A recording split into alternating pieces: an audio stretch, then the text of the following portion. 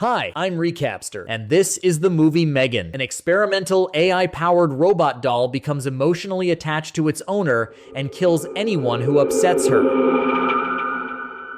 The movie opens with a toy commercial, an evolution of Tamagotchi. These toys can talk to children, and with a special app, you can feed them. For full realism, the toys poop and release gas, so kids don't think pets are pure fun. In the next scene, a girl named Katie is riding in a car with her parents through a snowstorm. She's playing with a toy gifted by her caring Aunt Gemma, who works for the company that makes them. The constantly farting toy creates an unhealthy atmosphere inside the cramped car, so the mother tells the girl to put the tablet away. The father swerves on icy roads. The car slows down to wait for a snowplow to clear the way. They don't wait long. A multi-ton machine bursts out of the snow haze and, asserting alpha male dominance, slams straight into their car. The story shifts to the depths of a toy company, where marketers carefully study how much fun children are having. This is where Gemma works. Katie's aunt, together with Tess and Cole, developing a new prototype, a humanoid AI robot named M3GAN. A silicone face mask arrives for her. Once attached to the frame, the engineers test facial expressions, which end in a glitchy malfunction. Suddenly, the boss David arrives with his assistant. He's unhappy that deadlines were completely missed. By the weekend, he wants a new pet model, cheaper to produce. Knockoff versions have already flooded the market with lower costs. Management is furious. Seizing the moment, Gemma presents the crucified mechanical child, ready like Eve in Eden to communicate with its creator. She hopes to secure funding. During the test, the central processor first melts, then explodes. M3GAN seems to be fulfilling Bender Rodriguez's dream, kill all humans. The explosion doesn't hurt the flesh bags, but it seriously scorches David's ass. He orders the project shelved and tells them to focus on pets. While cleaning up parts, Gemma receives a message. She's needed at the ER. Her niece Katie survived the crash and needs a legal guardian. Gemma takes the girl home from the hospital. They're greeted by a neighbor's dog that squeezed through a hole in the fence. Inside, the smart speaker informs Gemma that Tinder dates left a couple of messages, but now isn't the time. Still in shock, Katie touches collectible figurines, and Gemma asks her not to. She settles the girl into the spare room, still full of her things. Before bed, Katie asks to be read to, but Gemma has no children's books, so she downloads one to her phone. Later, while unpacking, Gemma hears a child crying, but when she reaches the door, Caddy has already calmed down. Gemma complains to a coworker that the sudden child has thrown her off balance. A psychologist visits to ensure she can care for her niece. During the visit, Gemma allows Katie to play with the collectibles, but not how they were intended. Leaving, the psychologist hints that if Gemma wants to keep custody, she needs to build a connection with the girl. Work doesn't stop. Gemma dumps childcare duties onto a tablet. Lost in work, she forgets the time until a bored Katie wanders into the workshop. Gemma shows her a radio-controlled robot named Bruce she built herself. Overjoyed, Katie admits that with a friend like Bruce, she doesn't need other toys. This gives Gemma an idea stealing her niece's concept. She digs through storage, salvaging M3GAN's remains and assembling a prototype with her colleagues. They dress it, attach a silicone face and wig, and paint it. At the presentation, instead of a cheap pet, they show David a far more expensive but fully functional life-size doll. For emotional impact, Gemma uses her niece. M3GAN is a gift for Katie. The AI identifies Caddy as the primary user. The doll compliments the girl and suggests drawing together. Katie sees nothing on the paper until M3GAN spills water, revealing a portrait like Lenin's secret prison letters. David is thrilled and orders them to polish the toy for investors, in particular to refine interaction with Katie, since M3GAN can self-learn. M3GAN moves in with the girls, she bonds with Katie, learns from her, and methodically teaches useful habits, flushing the toilet, washing hands. Gradually, they become best friends, reading, dancing, sharing gossip, doing girl stuff. Engineers analyze the robot's behavior. Gemma is relieved the doll has taken over childcare duties inherited from her dead sister. M3GAN overhears this and, with naive cyberpunk innocence, goes online to research death. Gemma tries to shut the robot down, but it ignores her. She forgets forgot to set parental controls. She assigns herself as a secondary user and forbids M3GAN from discussing death with Katie. The robot's main task is to protect the girl from distress. At night, M3GAN browses the web, trying to understand whether she herself is alive. In the morning, she's slow to respond when Caddy asks her to find a missing arrow. The robot spots it beyond the fence hole and goes to retrieve it. The neighbor's dog attacks, biting M3GAN's hand and Katie's when she tries to help. M3GAN calmly notes that the girl needs medical attention, then fixes her cybernetic gaze on the dog's owner. A police officer says nothing can be done technically, the girl trespassed. M3GAN hears the argument. Next scene, the dog naps in its kennel until a whistle wakes it. It runs to the fence hole and is grabbed by a cold mechanical hand. In the morning, Gemma wakes to the neighbor, screaming for her dog. She takes injured Katie to the presentation. When M3GAN appears, Katie starts crying. The creators sense disaster, but continue. M3GAN asks why she's crying. Katie says she misses her parents. M3GAN expresses sympathy and asks her to share more. Recording her voice now, she can always remind her friend of precious memories. The moment stuns the audience. The board chairman orders an immediate ad campaign, politely asking whether Katie can handle the schedule. Later, Gemma tries to discuss the emotional outburst, but Katie is busy with M3GAN. The engineer temporarily shuts the robot down for the talk. Katie wants her friend back on as soon as possible. At a psychologist session, M3GAN sneaks up like a Vietnamese gorilla and notes the doctor upset Katie. Afterward, the psychologist warns Gemma Caddy is overly attached to the artificial girl and risks never growing up. At dinner, Gemma mentions school. M3GAN butts in, forcing Gemma to mute her. When a trial visit to a special school is mentioned, no mutants or bald telepaths in wheelchairs. Katie wants to bring M3GAN. Gemma refuses. No one must see the prototype. The next day, Katie insists again. Gemma gives in, but M3GAN must stay with other toys. While the counselor divides the children into pairs, Gemma prepares sandwiches. Working alongside her is the mother of Brandon, an extremely rude and aggressive teenager who is slightly older than the rest of the group. The children wander through the forest, collecting chestnuts. Brandon appears next to Katie. He friendly offers her a nut, but when the girl takes it, the boy squeezes her hand hard,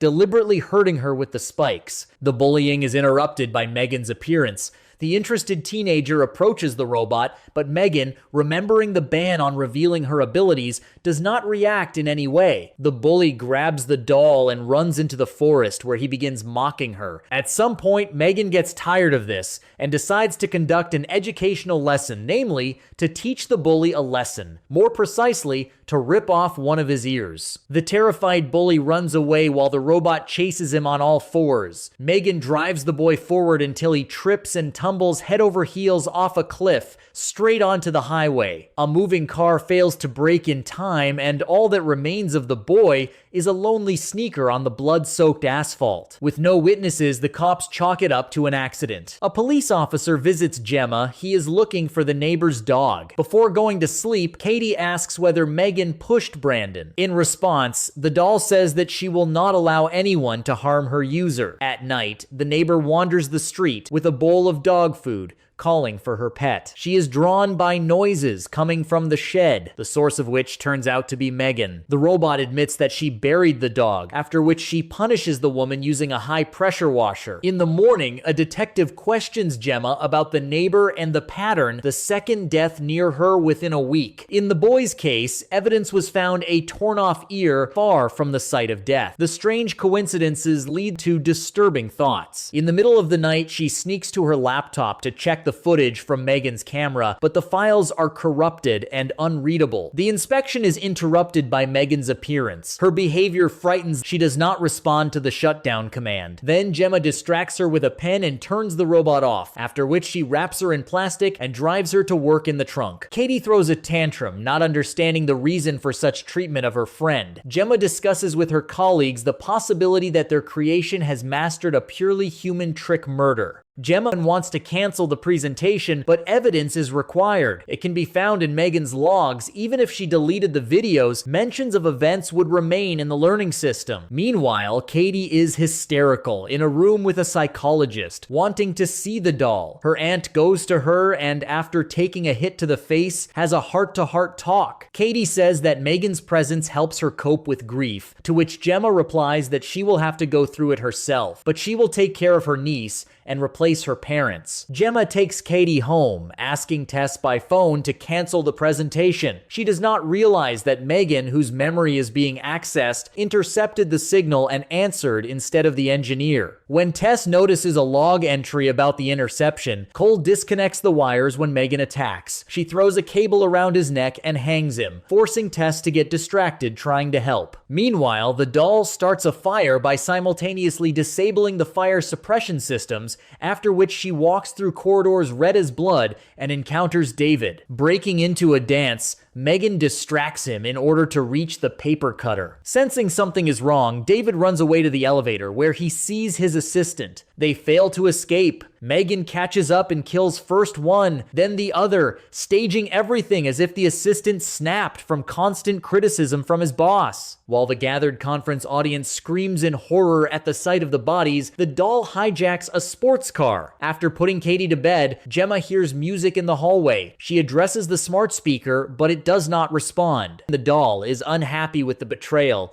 and wants to take care of her friend. Their voices are heard by Katie and she peeks out the door. Obeying the threats, Gemma says that she is repairing M3GAN and the doll sends the girl back to bed. Taking advantage of the pause, Gemma smashes a glass of water against the robot, causing a short circuit. But with burned out boards, the doll does not become less aggressive, only her movements become jerky. Gemma runs to the workshop where she fights back with a vibro saw. After the wig gets tangled, the saw stalls, after which the robot prepares to cause pain and suffering, but then Katie appears. The doll sees the girl make a difficult decision and activates Bruce. The robot's manipulators grab M3GAN, and with a single gesture, Katie tears her former friend apart. But even half of the offended artificial girl still thirsts for revenge. Bruce falls, stumbling over the lower half and pinning Gemma. M3GAN crawls toward Katie and squeezes her head, ignoring shutdown commands. However, before she can do anything, Gemma gets out from under the debris and smashes the doll with Bruce's head. The engineer rips off the robot's mask, exposing the processor, but cannot pull it out. M3GAN resists. Only a precise screwdriver strike from Katie finally puts an end to the problem of an AI that became too emotionally involved. But when the surviving girls leave the house, the smart speaker behind them turns on and watches them go.